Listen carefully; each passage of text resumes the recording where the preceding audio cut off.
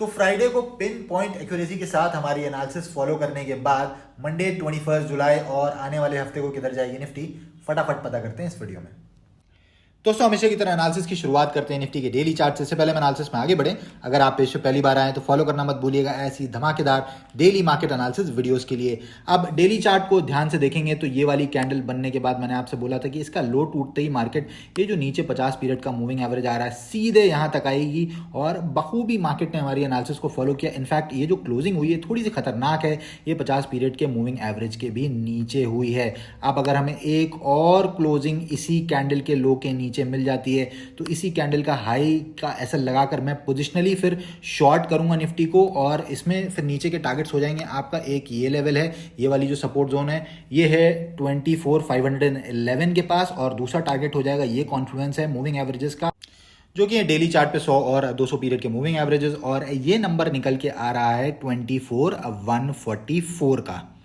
अब इंट्राडे में मूव्स कैसे प्ले आउट करेंगे दोस्तों, ये देखते हैं निफ्टी के 5 मिनट के चार्ट पे। फ्राइडे के एनालिसिस में हमने आपको बताया था कि अगर हमें ओपनिंग इन दोनों लेवल्स के बीच में मिल जाती है 25,133 और 25,96 के बीच में, एग्जैक्ट यहीं पर बीच में ही ओपनिंग हुई थी। इसके बाद एक ऊपर का झटका मारा निफ्टी ने, लेकिन यही कैंडल आके 25,096 के नीचे क्लोज हुई, और भाई साहब जो ये कैंडल का लो टूटा है तो मार्केट कभी इसके ऊपर निकली ही नहीं। पिन पॉइंट एक्यूरेसी के साथ वन वे मूव देते हुए इसने 24,989 का हमारा टारगेट हिट किया है। वंस अगेन इन सब चीज़ों को आप डिटेल में सीखना चाहते हैं तो डीएम करके हमारे लर्निंग प्रोग्राम्स के बारे में जानकारी ले सकते हैं।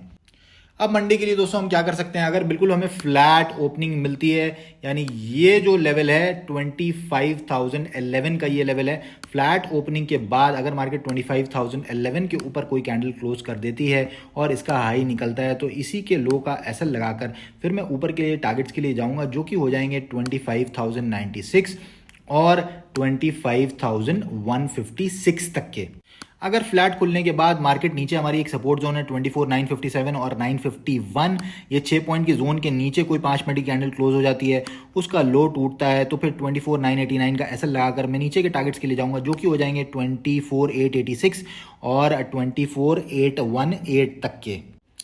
अब दोस्तों 25,156 ये बहुत की लेवल की तरह एक्ट करेगा अगर मार्केट यहाँ से चलती हुई यहाँ तक आ जाती है और यहाँ पर कोई रिजेक्शन साइन दिखाती है, कोई शूटिंग स्टार वगैरह, तो पहले मैं यहाँ से शॉर्ट करना प्रेफर करूंगा और नीचे के सेम टारगेट्स हो जाएंगे जो आपको बताया मैंने। मान लीजिए मार्केट बिना टारगेट हिट करे दोबारा पलटती है और 25,156 के ऊपर कोई क्लोजिंग दे देती है तो फिर यहाँ से रिवर्सल हो जाएगा और फिर हम 25,333 तक के टारगेट्स के लिए जा सकते हैं।